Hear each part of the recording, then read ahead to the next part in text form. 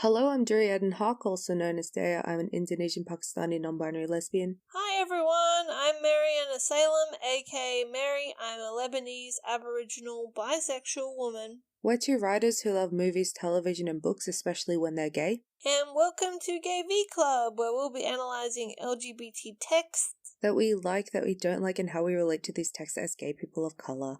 Hi everyone! Welcome back to Gay V Club. If you like us, leave a nice review wherever you listen to podcasts. We're also on Twitter and Instagram at gayv_club if you want to follow us for updates. Also, if you're interested in supporting us, we have a Patreon, which is at patreon.com/gayvclub, which has a bunch of little bonus episodes. Lots of extra goodies for you over there if you sign up. And thank you to our existing patrons. Yeah, we love you guys. We love you. Also, just a reminder that the Patreon platform very much exists for you. So if you have requests, just send them in. Yeah, thank you. So, what are we going to talk about today, Duriadan? Well, today, Mariana, we are going to talk about our favourite queer-coded / explicitly LGBT villains. We have spoken on this podcast before about how it's bad to queer code villains and demonize LGBT people for a number of reasons. But, you know, sometimes villains that are gay are better. Also, sometimes we have double standards. Yeah, sometimes we're just nuanced hoes like that, okay? We hate queer-coding villains, but we also just sometimes just love a queer-coded villain, you know? Actually, like, in preparation for this episode, we've been able to pinpoint, like, there are so many ways to queer-code a villain. If you've been listening to this podcast for a while, you'll know that we're really into categorizing tropes and genres and characters, etc. And it's 'cause we have mental illness, isn't it, love? Yeah. But yeah, in preparation for this episode, we did categorize our favorite queer-coded / LGBT villains, and I think we've managed to find, like, the good kind of queer-coded villains versus, like, the bad kind, you know? I mean, it's still very subjective, but I'd say these kinds are better than the worst. But we're only talking about our faves today. Like, we're not really into... I'm not particularly interested in condemning anything today. I just want to talk about my favorite things. We're just going to talk about villains we heart, you know, villains that we love. Mm-hmm. What's your favorite kind of villain, Mary? My favorite kind of villain, I guess, could basically be typified by Heath Ledger's Joker. I feel like a lot of people are probably going to groan and roll their eyes because of the amount of dude bros that have ruined Heath Ledger's Joker for them, but hear me out. That type of villain, I call them the unstoppable kind, because they don't have any, like, they're not doing this for, like, a moral kind. Yeah, they're not doing this for what they perceive to be moral, so, like, none of your, like, Thanos bullshit of, like, I want to help the resources of the planet. Like, no, none of that. You know, none of this, I have a tragic backstory. Like, no, don't care. I love the villains who are just like, you know why I'm doing this? Because it's fun. Because I enjoy it. Because there's nothing you can say to me or do that is going to be more interesting than me doing what I do best, you know? And I think that type of villain Heath Ledger played to perfection in that version of the Joker.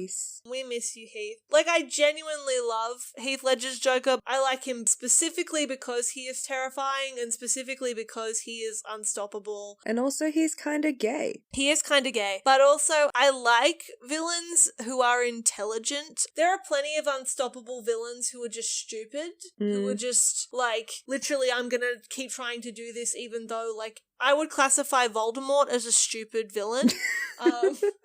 Because it's like, bro, how does this actually benefit you in any way? You know, and he just keeps doing all this crap that's actually just really dumb. I love intelligent, unstoppable villains who are like, this is what I'm good at. This is where my skills are in being evil, and I will show you how intelligently evil I am. That's my favorite sort of villain, basically. I have many villains that I love for this reason, but I think the one that everyone knows, and I still think is a great example, even though he's overused in a lot of these sorts of examples, but yeah, Heath Ledger's Joker, or rather, the Joker in The Dark Knight, is like a perfect example of that type of villain. You know, all those like classics, you know, if you're good at something, never do it for free. all that stuff. Like, I love it. He was right. Yeah, he's right. Like, what a motivational king. I think the scene that people don't talk about is that he says that, right? He's like, give me $20 million or whatever. And then when they give it to him, he like burns it. I love that scene because they're like, what the hell? Like, he wanted all this money for what? He's like, why not? He's like, how y'all doing, Tay? To make you upset. To make you upset. When he says to Batman, this city deserves a better class of criminal and I'm gonna give it to them, like, yes, King, do it. And I've always loved this sort of villain because I think it's a very interesting way to write a character. Because it also means that your protagonist is going to be pushed to the limit in order to stop, which makes them more interesting too. What is your favourite type of villain, Dee? I'd say I do actually agree with you. I also am interested in villains that are just extreme versions of me, you know? Yeah. I mean, I'm glad you said that out loud. That's really big. Like, shut up. You. My favorite type of villain is in a category which we're going to talk about later on in this episode. So, yeah, Tell me, we'll get to that then. Do you see yourself as the villain of your own life? Yeah. So I thought we should start with children's media. These are villains that we loved as children. Gay culture is loving villains. And this starts when you're a kid. One of my all-time favourites is Scar. From The Lion King? Yes. Not from any other cartoon media. He is, of course, based on Claudius from Hamlet, who is also just a whore. A whore. Like, on a side note, can I just say I really love that Clive Owen plays Claudius in Ophelia. My other main villain, man, is a perfect example of the unstoppable villain, Hades, from the Disney Hercules movie. Just his whole design, he is literally a flaming homosexual. Yes! His hair is on fire. Next up is Ursula. You'll probably notice these are all Disney villains. They're Disney villains from the heyday of Disney's queer coding villains period, which hasn't ended, by the way. No, they've just updated it, so now you think it's like woke. It's like, oh, this is Disney's first openly queer. Yeah, shut up. But yeah, next up is Ursula.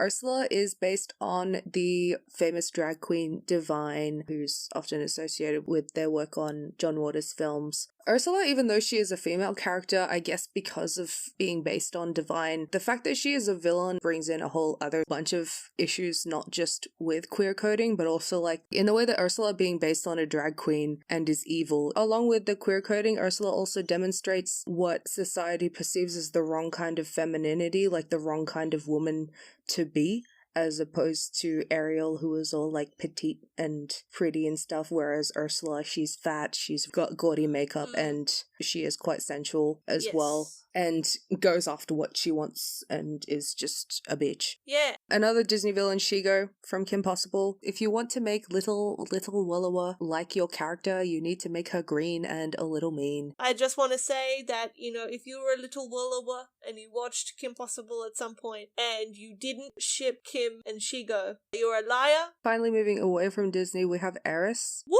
From Sinbad, Legend of the Seven Seas. She, like Hades, she's literally the goddess of discord, the goddess of chaos. So she is literally unstoppable. Like, they don't even defeat her at the end of the movie. She just loses that particular game. Next up, we have, like, my favorite character ever, Azula from Avatar: The Last Airbender. She is just very scary and mean and good at everything. Lastly, we have this performance should have been Oscar-worthy. If the Oscars were worth anything, and if the Oscars and the people that voted for them had any taste. But unfortunately, we live in a tasteless, barren of culture award landscape. And dare I say, this role single-handedly revitalized Hugh Grant's career, and that is the role of Phoenix Buchanan in Paddington 2. One of the greatest villains masterpiece. in a kid's film of all time. Of course, he is deeply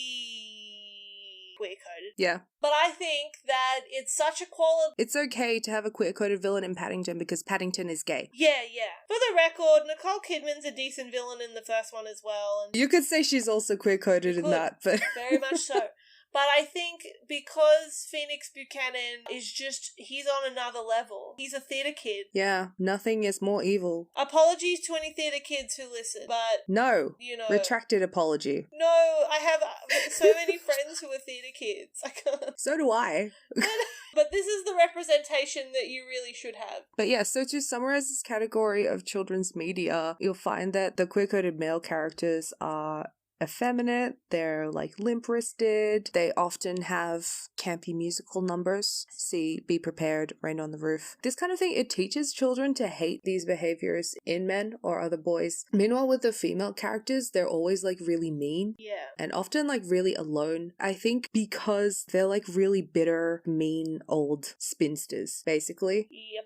And I think because when you're young and gay and like you're not feeling the same way as other girls are feeling about boys, you kind of like expect that this is something that you're going to be. So I think it's easy to project on them because they're, you know, all those things. They're like alone and bitter, etc. But like they have power. It's like they're sort of saying to you, yes, you can have power, you can have autonomy, you can have agency, but, you know, it'll cost you being loved. You know, it'll cost you beauty. It will cost you family. It'll cost you everything. Yeah. And because you are devoid of any of those things that supposedly make life worth living, that's why it's evil. Even like Cruella de Vil, even like Maleficent, you don't fit these expectations, so you must be evil. A witch! But yeah, even like when you look at the Maleficent movies, like the new ones, the way that they humanize Maleficent is by making her motherly. Yeah, it's gross. So yeah, those were villains from children's media that we really enjoyed. Obviously, I don't know, you know, if you're a writer now, please don't queer code villains because you're conditioning children to see stereotypically queer characteristics as evil. I mean, obviously, like for gay kids, this works in reverse and it makes us latch on to those villains instead, but it also causes internalized homophobia in everyone, like whether you're gay or not. I don't know, I guess I am a bit hesitant to say don't do it straight out because clearly I derive a lot of enjoyment from queer coding or just from LGBT villains, and so many other people do. But I guess the important thing is if you're going to have a queer coded or LGBT villain, make sure that there's a balance with your protagonists. You should have protagonists who are explicitly LGBT or like male protagonists who are not traditionally masculine but are still accepted and taken seriously. You should have female characters who are powerful and all those things but are still loved. Yeah, just make sure that you have that balance. There's no real excuse for it. And if you're wondering, but how can I not do that? Get a sensitivity reader. There is no reason that you can't, to quote 10 friends, make an effort. Next category! Okay, outside of children's media, these are like the actual categories of our favorite kinds of queer-coded villains that we decided on.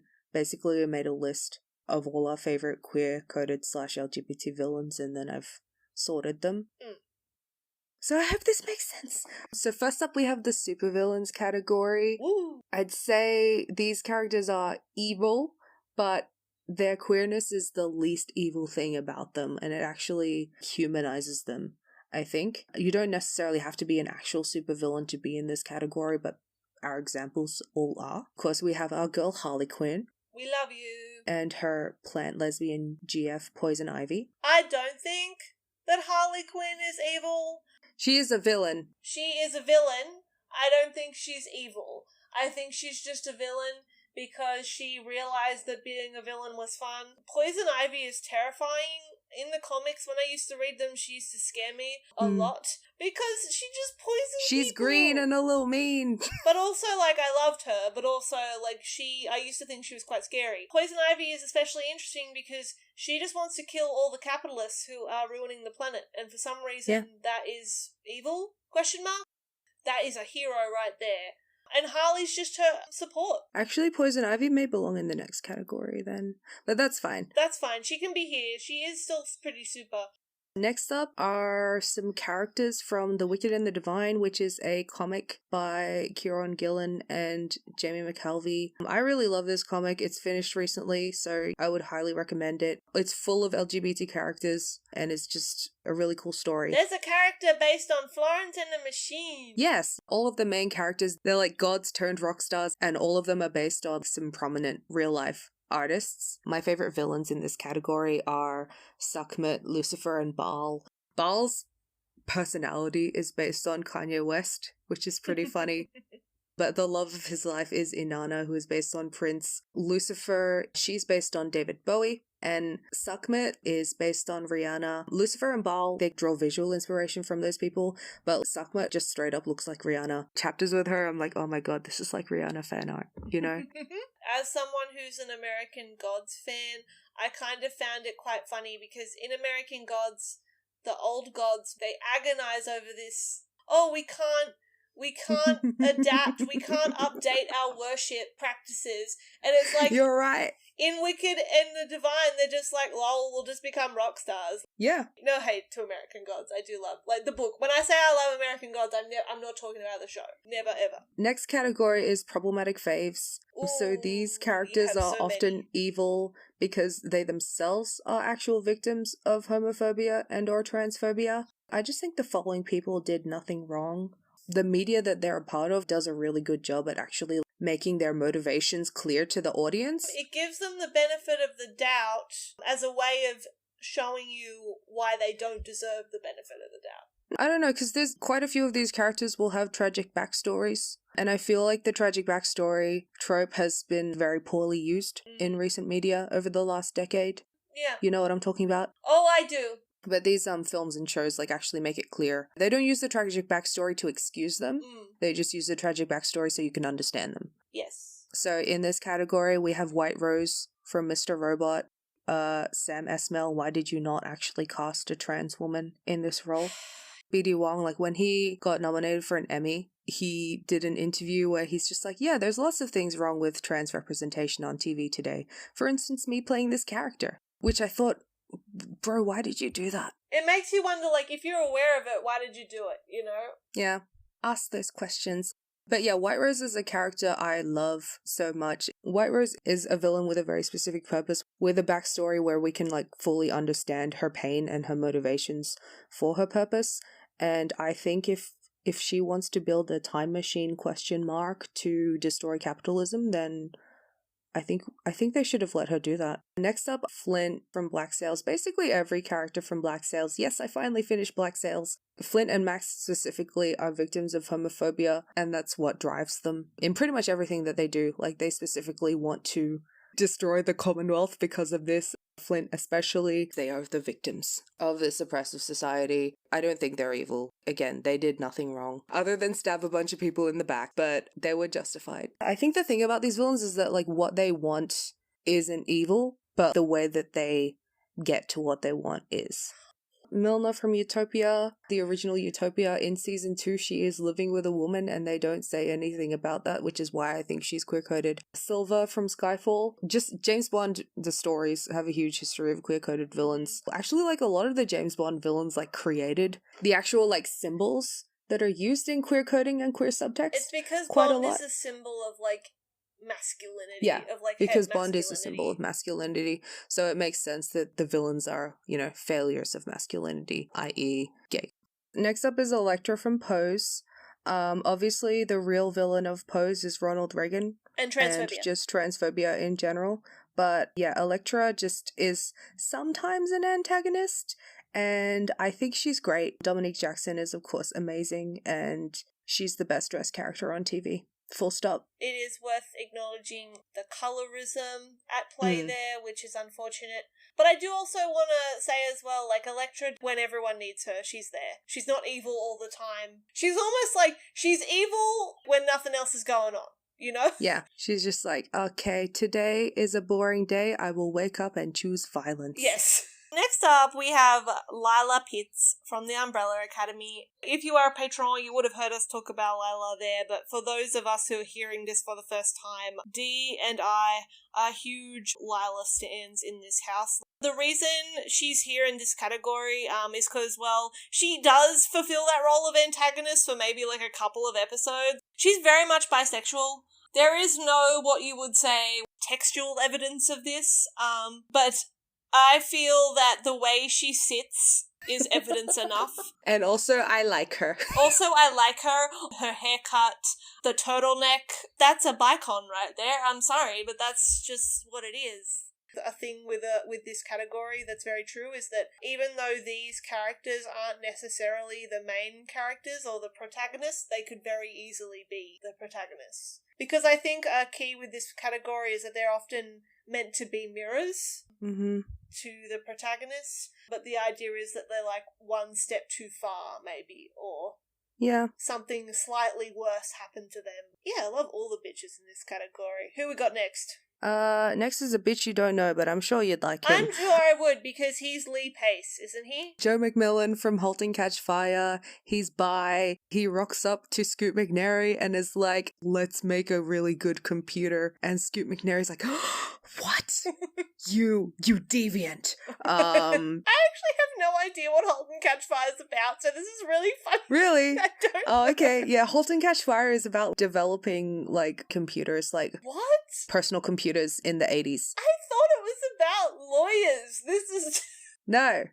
And lastly, we have Morgana from Merlin. Listen, just... Merlin is such a painful show for me to talk about in that it's so bad. It's very centrist, I feel. It's very much like a boring bitch at the end that won't come down on either side. I think Morgana is like a perfect example of how often characters in this category, like really good antagonists, are just like mirrors of the protagonist. They were usually deprived of something that the protagonist has. I.e. love. I.e. love. Morgana is literally like one of those mean, lonely spinsters. Yeah, and also, it doesn't even necessarily have to be love, like just empathy. So much of Merlin is just like, why didn't you guys just talk to each other? You could have helped each other, you know? Also, I think she as well is completely justified. Anti-monarchist queen. Weird. I used to be really confused. Like, she'd be like, Merlin, why shouldn't we hide who we are? And I'd be like, yeah, Merlin, why shouldn't we? Yeah.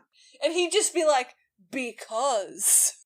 Of my internalized homophobia. Yeah, that's the real winner in Merlin. Next category is the messy bitches. These people are just absolutely camp. They live for the drama. They're basically Mary's favorite kind of villain. They are. The funnest versions of those. Yes. They're just, you know, some people who want to see the world burn. Yep.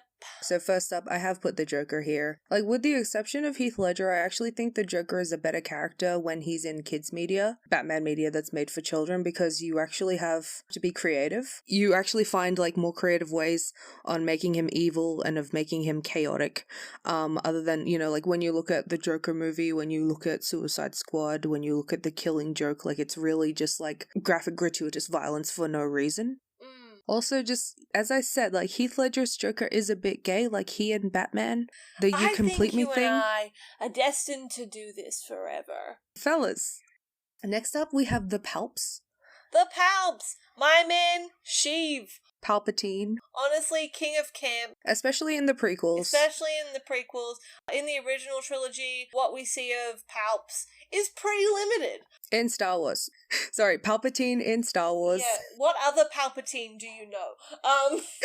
He is the one, the only. And he spends the whole of the sequel trilogy being like... So obviously he's so evil, and he's so obviously evil, but no one... He's so evil, and we know he's evil. Yeah. My favourite scene is in Revenge of the Sith. When they're at the opera? They're at the opera, and there are, like, 3 very big evil head turns in, like, one conversation. Next up, we have Mary's favourite bitch. Yeah, the Magnus Archives. Elias is literally, like, that bitch. He is, like, 20,000 steps ahead of everyone, and if you are not up to what I'm talking about in the Magnus Archives, if you know, you know. If you don't... Hello, John. He, again, is that kind of villain that I love. You don't need to hear a tragic backstory or anything. I mean, I'm sure he's got one, but, like... I don't care. I don't care. And you know what? Here's the most important part. Neither does he. He's just very gay. He's had a string of boyfriends who are all also evil, but most notably Mr. Peter Lucas. Next up, in line with Hades and Eris, as we spoke of previously, we have the trickster god himself, Loki. Not necessarily the Disney Loki, because I don't care. Loki in the Marvel comics is, of course, very gay, and, like, obviously in Norse legend, you know, he's got some things going on. Yeah, probably more than he should, but he's got him. Yeah, he's got him. Also, Loki Lysmith in American Gods is very obviously in love with Shadow. And lastly, we have Valentine from the Model Instruments. Also, just prefacing this, we don't like Cassandra Clare in this house. No, we don't like Cassandra Clare in this house, but forever, it was the funniest thing ever. Literally, the height of comedy is Valentine just being like, oh, my daughter's in love with that guy? Oh my god, it would be so funny if I not only convinced her that that was her brother, but I convinced him that I was his dead dad. Like, that would be hilarious, don't you think? And Hodges like, and he's like, I'm gonna do it. It doesn't benefit him in any way. This is what gets me. Yeah. Next up is my category. This category is my favorite kind of villain, and it's messy bitches who have something going on with the protagonists. I'm really into villains who are mirrors of the protagonists. You know, in different circumstances, we could be friends kind of things. And when you queer code these villains or make them gay, it allows for a lot of really great homoeroticism. I love that. Which is always great, which is always excellent. So, for instance, in this category, we have Hannibal Lecter. We have the Master from Doctor Who, like, fellas. Is it gay to... Is it gay to keep alive out of spite? Yeah. Just so you can antagonize your best friend from when you were a kid? Fellas, is it also, like, is it gay to die out of spite? Yeah. Yeah, we have Magneto, who also could be in the problematic faves category of justified villains. Magneto is justified, like... Yeah. Professor X is a centrist bitch. Yeah. The only reason that I sided with Professor X, like, in Days of Future Past was because James McAvoy looked like... Sorry, I blacked out. Professor X has no respect for actual mutants. Magneto is actually, like, out here, body-positive king. Yeah. Alright, moving on. Yeah, Moriarty. From pretty much any Sherlock Holmes adaptation. Moriarty is the blueprint for this category, okay? I'll just say it. He really is. Everything I have to say to you has already crossed your mind. Like, when they meet in the original story, Moriarty pulls out a freaking journal where he's written every time that Sherlock has annoyed him before even meeting him. Yeah, fellas, is it gay to keep a detailed ledger of every time your nemesis has foiled your plans? Is it gay to just have a nemesis? That's basically the whole vibe of this category. Is it gay to have a nemesis? Like, you can see this in the canon. We don't like to talk about it, but Andrew Scott's Moriarty is, of course, very queer-coded, though that's one of the bad examples of queer-coding. In the way that it's done in, like, an actually homophobic way. You have Jared Harris in the Richie Holmes movies. He's pretty gay. There's very little homoeroticism in the Richie Holmes between them, but, like, he's still very gay. Which is weird. Can I just say it's really weird because individually they're both very queer-coded. Yeah, they're both very gay. But, like, when they're together, it's like, oh no. But also Jamie Moriarty in Elementary and her obsession with Joan is suspicious. Next up, I've put Tyler Durden from Fight Club. I know that technically, you know, Fight Club spoilers, Tyler is the narrator and the narrator is Tyler. What? But they're still extremely gay in this story. When I was a teenager, I used to be a big fan of Chuck Palahniuk, not so much now because I have critical thinking skills, but I did read an interview with him where he talked about how as he was writing Fight Club for the first time, he didn't actually realize that they were the same person until he was nearly finished the story. So basically, like, any initial interaction that they have with each other is probably gay. But yeah, next up, I put Light Yagami in Death Note, but I don't want to elaborate on that. Also, Count Riario from Da Vinci's Demons, Victor Vale from Vicious, which is the book by V.E. Schwab, which just I recommend to everyone. He's technically the protagonist of Vicious. He is an anti-hero, and he and Eli definitely had something going on. Vicious it's like X-Men, but less cinematic, and everyone is evil. Like, I don't think Vicious would work as a screen adaptation, but it's a really good book. Next up, we have Jennifer Check from Jennifer's Body. We just obviously did a whole episode. Lesbian icon. We just did a whole episode on her, so go listen to that. So you'll notice that of the characters that we've listed in this category so far, most of them are men. This kind of homoerotic relationship between protagonists and villains, it very rarely happens with women, except for Jennifer's Body and Elementary, and also, I guess, Killing Eve, but Killing Eve is not a favorite, so we're not talking about it in this episode. But there are women characters who fit into this category who definitely have something going on with the male protagonists, but they're also bisexual. So examples of this are Irene Adler in the BBC Sherlock, who is supposed to be a lesbian, but isn't because she's into Sherlock. We have Alice Morgan from Luther, who is bisexual, and we have the Countess from American Horror Story Hotel, played by Gaga, who is very much a bisexual menace. With these characters, because of their relationships with the male protagonists, I feel like their bisexuality is kind of only added in like as an extra detail, like to make things a bit spicy, because of course, like what better way to show that someone is evil than by making them bi? As you know, As you know, bi people are evil. Yeah. Did you know I'm very this? evil. Everyone knows this.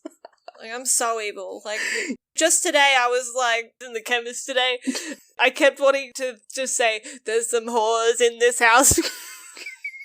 And I think some lady heard me just, like, chanting that while I was waiting for my tablets. But anyway. Yeah, look at this evil bisexual uttering profanities in a public chemist. Alright, anyway. Okay, so next category we have the fantasy horror category, which is just basically this category is for the literal demonizations. One of the ways they are shown to be so morally reprehensibly deviant is because they are not straight. And, you know, that's very bad, and I am not condoning that in any way. But at the same time, Dorian Gray is one of the... I love him, not for who he is in the original story. I actually only recently read Dorian Gray, like the book for the first time, and actually found it quite boring.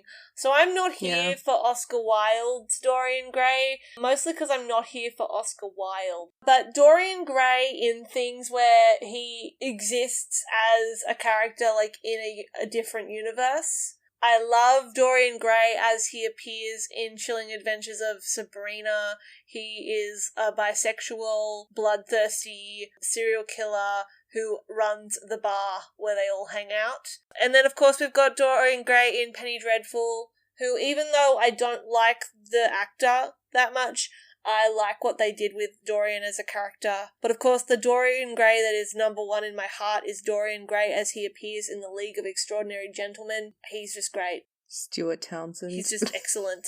The way he talks. When I was a kid, because I loved The League of Extraordinary Gentlemen, I used to quote him all the time, especially when someone says to him, like, go after this person, and Dorian responds with, I'm an immortal, not a gazelle. And I used to think that was so funny that I used to say that, like when Mum would be like, go do this, I'd be like, I'm not a gazelle. But yeah, I just think he's a really fun character to play with in other pieces of media. Do you want to talk about Dracula. We talked about how Lucy Westenra from Dracula is very lesbian coded in our Jennifer's Body episode, but just Dracula in general, you can read a lot of gay subtext into, especially like with relation to him and Jonathan Harker. A lot of adaptations do play that up, especially in the 2013 Dracula, and I guess in the new one, but I don't want to go near that. Because, yeah, I've been scarred enough by Stephen Moffat and Mark Gatiss. And lastly, in this category of queer-coded fantasy horror villains, we have the Babadook. Moving on. Just to end, we have the final... My favorite villain of all time villain is, in fact, I mean, I love many villains, as you'll probably know. I just think villains are great. I don't think you can actually have an interesting piece of media without some form of antagonist. I really don't. But I think the one that I almost think could arguably encompass, like, all of these categories, you know? Like, she's just that transcendent, you know? Is the T-Rex from Jurassic Park. She is a feminist icon. She, of course, must be a lesbian because, as we all know, all the dinosaurs on Jurassic Park are women because they bred them that way. I can't be bothered to explain the science. It doesn't even matter. So not only is she a wallower, she must be by virtue of design. You know, she's a solidarity kind of bitch. She doesn't kill any human women. She only kills the men. And the most unrealistic thing about the Tyrannosaurus Rex, Trexie as I call her, the most unrealistic thing about Trexie is that in Jurassic World, like in the sequels, they make her friends with Chris Pratt. And I'm like, there is no way. There is no way that Trixie would do that because she, first of all, is a wallower, and Chris Pratt, well, I will not say anything, but you can Google. Also, she is not a friend to any man, Chris Pratt or otherwise. She's just an icon of cinema. Jurassic Park is nothing without her. She's amazing and I love her. Also, shout out to the Velociraptors, little evil twinks. Actually, no, they're all women too. They can't be. No, they're just a bunch of angry feminists. But they're a bit more radical, I think, than Trixie, because the raptors will kill women, which is interesting. Should I do a feminist reading of the dinosaurs in Jurassic Park? Tyrannosaurus Rex is amazing. I love her. She's great. She deserves all the respect that any other villain gets. I need to watch Jurassic Park. I've never seen it. It's fun. Do I need to watch Jurassic Park? Do you need to? Do I need to? Like, you probably don't need to, but it is fun to see, like the kind of film that people loved at that point in time. Do you know what I mean? Mm-hmm. But yes, that is our episode. Yes. Thank you for listening. We hope it was enlightening. Yes. Send us what your favourite queer-coded villains are. That would be really cool to know. Yes. Or just villains that you think are gay. Let us know which category you'd put them in. Yeah, that would just be really fun. Next episode is actually our last episode of the volume and will be our last episode of the year. And we're just going to do a 2020 recap in LGBT cinema and TV. Excited to do the 2020 in review, honestly, because I've watched some interesting things this year. Yeah, just looking back in retrospect. It's been a strange year. In reflection. For watching things. But yeah, thank you for listening. Please support us on Patreon if you're able to. Patreon.com/GayVClub. Follow us on the socials at @GayV_club, Twitter and Instagram. And I guess to leave you, be gay, do crimes in the meantime. But also, be safe. Yeah. Don't endanger yourself. And we would never don't do actually... crimes. What? We would never actually tell anyone to do crimes. Yeah. We would never tell you that. No. No. But yeah, be gay, do crimes. Bye-bye.